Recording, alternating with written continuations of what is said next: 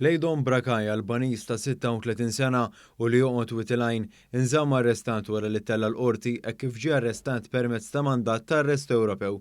U ġimix li b'omiċidju doppju, ħruq tal-katavri kif ukoll serq ta' aktar minn 780,000 euro fil-Greċja.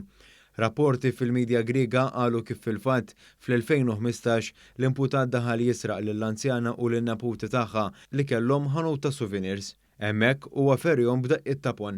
Intqal ukoll li huwa legatament dawwar xi ħwejjeġ magħhom u tom min-nar waqt li kienu għadhom ħajjin. Ftit tal-ħin qabel huwa seraq 780,000 euro f'oġġetti ta' valur u flus kontanti mill-istess vittmi. L-imputat ġie arrestant il-ġimgħa mill-Pulizija Maltija mit-taqsima tar relazzjonijiet internazzjonali permezz ta' mandat ta' arrest Ewropew maħruġ fuq it-talba tal-awtoritajiet Griegi. U għader qudiem il-qorti li nfetħet b'urġenza s-sibt filgħodu. L-imputat għażel li ma jweġibx waqt l-eżami mill-qorti biex jiġi identifikat. Fil-fatt, hawnhekk ma weġibx x'jismu kemm għandu żmien fejn twieled u fejn jgħix, isem il-ġenituri u jekk huwiex il-persuna li qed jintalab jintbagħat lura il-Greċja minħabba l-proċeduri maħruġa mill-awtoritajiet Griegi. Il-prosekuzzjoni qalet li ħadet kampjun tal-marki ta' swaba tal-imputat li ma' marki jaqblu ma' dawk mibgħuta mill-awtoritajiet Griegi. Id-difiża mmexxija mill-avukat Franco De Bono argumentat li din il-prova ma ġietx preżentata quddiem il-qorti.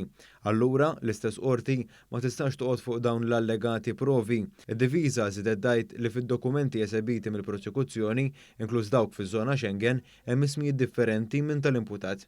B'hekk dan iqajjem dubju serju dwar l-identità tal-persuna. Madankollu l-prosekuzzjoni irrebattiet li tqablu l-partikolaritajiet tal-imputat u li fil-fatt jaqblu mal-passaport tiegħu kif ukoll mal-mandat ta' arrest Ewropew. Dwar dan, il-qorti qalet li skont il-liġi hija sodisfatta li l-persuna miġjuba quddiem l-istess qorti hija l-istess waħda imsemmija fil-mandat ta' arrest Ewropew. Id-difiża sostniet li l-imputat mhux se jaderixxi ma' dak li hemm komunikat fit-talba tal-mandat ta' arrest Ewropew. Fl-istess waqt, id-difiża m'għamlitx talba l-libertà proviżorja f'dan l-istadju. Għaldaqstant il-qorti ordnat li l-imputat jinżemm arrestat sakemm jinbeda żmieħ dwar l-estradizzjoni fit-23 ta' Awwissu quddiem qorti differenti.